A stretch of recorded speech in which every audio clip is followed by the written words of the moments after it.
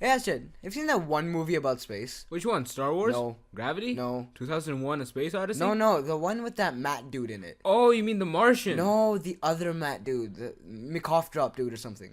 Oh, you mean Interstellar, the one with Matthew McConaughey? Yeah, that's the one. What about it? See, I was watching it like this morning, and I was wondering if any of the events in this film were actually possible, you know? Well, let's find out. Okay, so, where do we start? I mean, Interstellar is a pretty complex movie to cover, so let's start off with the first major contradicting event that occurs in the film. Alright, so, the wormhole. What's up with that? Okay, so in the movie, Cooper states that A wormhole's not a naturally occurring phenomenon. I know what he said, but why are wormholes not a naturally occurring phenomena? we don't actually know if wormholes can be created naturally or artificially because a wormhole is a manipulation of gravitational energy that can be used to transport matter from one part of the universe to another, which we don't know how to do. Yet. A shortcut through a higher dimension. So basically what you're saying is that we simply don't know enough about gravitational forces to say with certainty if a wormhole is naturally occurring or possible at all. Well, basically, yes. However, the laws of physics, mainly general relativity, and the mathematical equations that describe wormholes don't actually prohibit them. It is just unclear as to if they can actually occur, and if so, what they would appear to be in a real-world sense. Well, I mean, I already knew that. That was a test. And you passed. Good job, bud. Alright, bud, what's next? Wait a second. If we don't know much about wormholes, then how did the directors of the movie know what to make the inside of a wormhole look like? I guess they took an educated guess as to what would look interesting and scientific. See, that was another test. You're good at this. Sure it was. Anyways, what's next? The next major event had a lot to do with that one watery planet. Yeah, that one. Alright, so when they're first talking about that planet, they say that 1 hour there is equal to 7 years back on Earth. This is possible Because strong gravitational fields slow down the passage of time relative to others. Yeah, I know that already. Then what do you need me for? What I need you for is to explain why there are waves triple the size of the Burj Khalifa, my dude. That's because in Interstellar you see huge tidal waves from... Great tidal forces of magnitude that orbiting a black hole might create. Was that Neil deGrasse Tyson?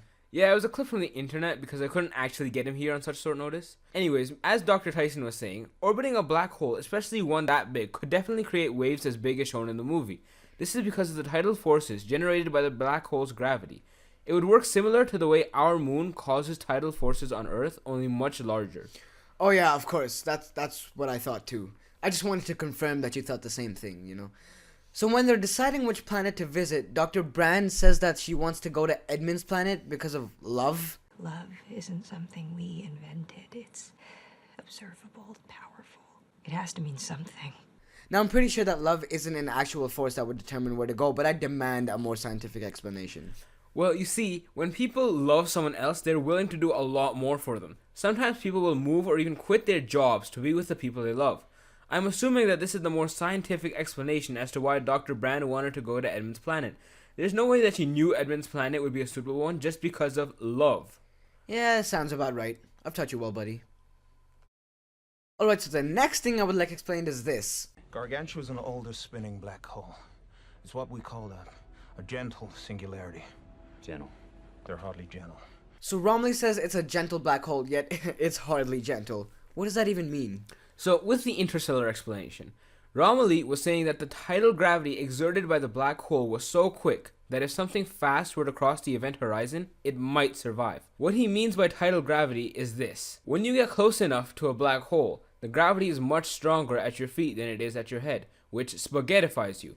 So in the movie, it is assumed that if something was going fast enough to avoid spaghettification, it might survive the trip inside the black hole. I'm sensing a butt somewhere around here. But There it is. in real life, we simply do not know enough about black holes. Even what we know about them up to the event horizon is mostly theorized, and what happens after that is a total mystery. A gentle singularity may be possible in the real universe, and it may not be, but for now we just don't know. See, now you're talking like a genius. Like me. Anyways, one of the last things I would like explained is what the black hole slingshot thing they did near the end of the movie was. Oh, well, you see, near the end, Cooper realized that there wasn't enough life support left on the ship to take them home, but there was just barely enough to get them to Edmund's planet. We don't have enough life support to make it back to Earth, but I think we can scratch our way to Edmund's planet. However, they didn't have enough fuel to get there, so Cooper came up with the slingshot plan. His plan was to let the black hole suck them in just enough so that they would gain speed but not be destroyed. They would then use the engines on the lander, the Ranger, and the Endurance to gain momentum. This momentum would then push them out of the black hole's gravitational pull and slingshot them towards Edmund's planet. So they use the gravity of the black hole to slingshot them around to the other planet. Yeah, that's the basic way of putting it. Okay, that makes sense and all, but like, it seems pretty impossible. Is it impossible? Well, technically, since they still had not passed the event horizon, it would theoretically be possible for them to escape the gravity of the black hole. However, they would have to have one heck of a propulsion system, but in the crazy future that is Interstellar, who knows what propulsion they have? So you're telling me that, theoretically, they can escape the pull of a black hole as long as they haven't reached the event horizon? Really? Theoretically, yes. Now, is there anything else you want explained, or do you want to keep doubting me? I mean, I can do both, but there is one more thing. Well, this'll be easy. Okay, Mr. Know-It-All. Explain to me this. I know that we truly don't know what happens inside a black hole, so let's go with the movie. If a person ended up in that tesseract thing in the black hole that leads to Cooper's daughter's childhood, could they not just pass a note or something through? Why would they have to push the tesseract strings and communicate in code? Well, I'm pretty sure it's just to exaggerate the plot of the movie. However, we do not know if this could be possible at all. Most of our knowledge about black holes is completely theoretical based off of scientific facts we do know about physics and space. Even Neil deGrasse Tyson said this about the tesseract scene. If you can poke through a tesseract and touch books, why not just write a note and pass that through?